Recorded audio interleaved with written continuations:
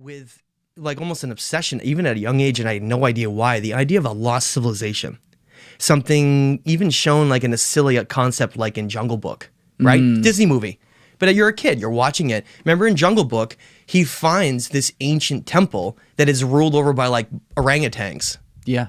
Right? And but there's no humans left. It's like the remnants of it, and it's all overgrown in the jungle. I remember being a kid and being like, oh my God, why is this so amazing to me?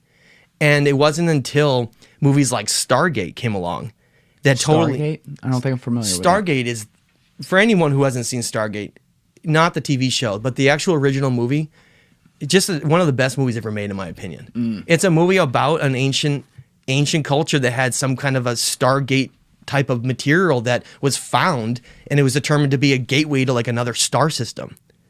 Great movie. But the point was, these little things kept coming in my life that made me start questioning and wondering about things. And it wasn't until reading The Serious Mystery with Robert Temple with the Dogon and their... Oh, this is what you were talking about last night. And their understanding of like details of the Sirius stars A, B, and C, and the Canis Major, and all the orbital tracks of everything, and how they said they were influenced by all these things. But they're like this remote tribe in the middle of Mowgli, Africa. How could they know any of that before telescopes were invented? Can you explain them Sure. and that whole thing? Because that blew my mind. Yeah, last I'll night. give This was the one where you were talking about they put one elder in the cave and everything, Yeah, right? yeah. This is wild. This, I guess it's important because this is what was my spark. People talk about what is that spark that sends you off on a completely different path in life, where you start then questioning everything else. And I was primed for that moment, because when I read that book, it's one of those moments where you sit it down and you just sort of stare up and you're like, what the hell? Like, because then all of a sudden your brain has to reformat. It's a lot harder than people, I think, just think it is. When you're taught everything in your life about everything in a certain way, and your teachers and your parents, to change a paradigm of our entire history, who we are, influence potentially the stars, that's a big shift, because it shifts your whole brain into different thinking. And that shift came with the story of the Dogon. And what the story is, if those aren't familiar with it, it's one of those things that is impossible to truly refute. And I think that's why it's so powerful. The story is that there's a tribe in Mowgli, Africa, Western Africa, very remote region, that had never been visited by the outside world. And there was originally one, but eventually became two French anthropologists in the 1930s were fascinated by this tribe. They met them, but what they were so fascinated by was that the tribe had all these incredible stories of their heritage and their history that they wouldn't tell him. This is what I didn't mention to you last night. That's so fascinating, is that he wanted to know this incredible history because they had drawn in the sand like orbital tracks of stars and stuff, and things that they should not have known because the telescope hadn't been invented. They knew about Sirius, the star, Sirius A, but B and C. B hadn't even been discovered yet by radio telescope. Once B was discovered, they were like, wait, so the Dogon already knew about that before they even had telescopes. But they also say there's a star called Sirius C that we haven't even discovered yet. Okay, so the point was, they knew incredible amounts of information, not just about the Sirius star system, but about our Earth, about the energy of it, about the source God. So this French anthropologist is forced to stay with them for 10 years.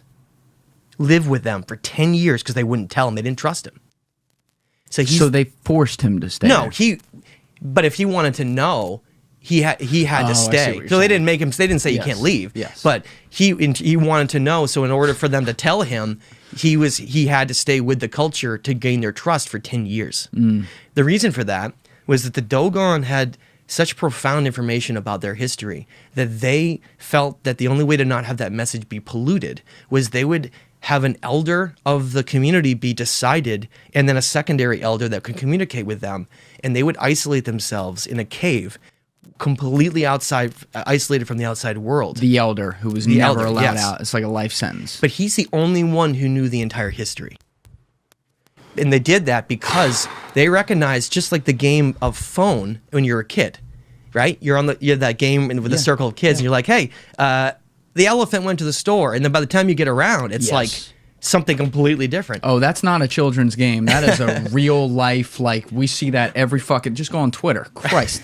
One tweet changes to the other. Next thing you know, it's like, well, how did this even start? So this elder, they know that, and this elder is kept to preserve. And I only scratched the surface of what they knew. I encourage people to go read the Serious Mystery, the things they knew about our solar system and about Earth and about even the stars is mind-boggling, right?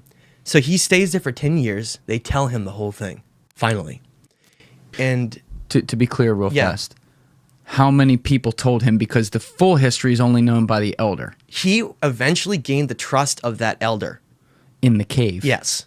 That's why it took him 10 years. So why did they let in, this is what I don't understand, why did they let an outsider become the intermediary when they had spent all these years specifically saying there was only going to be the elder and then the person, I guess, who's going to take the torch eventually, who is the intermediary? Because they realized that he was this genuine researcher scientist who wanted to document it right, like the right way. And it led to an entire book and bringing recognition to the Dogon for what they are and what they're doing.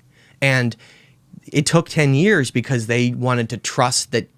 I mean, that's a long time. That's not like a short time. You're right, yes. And so eventually they did tell him their entire story. And he took it back and wrote all of it down and kind of blew up the academic world. Now, and what year was that again? This is like 1931 to 1940. Okay.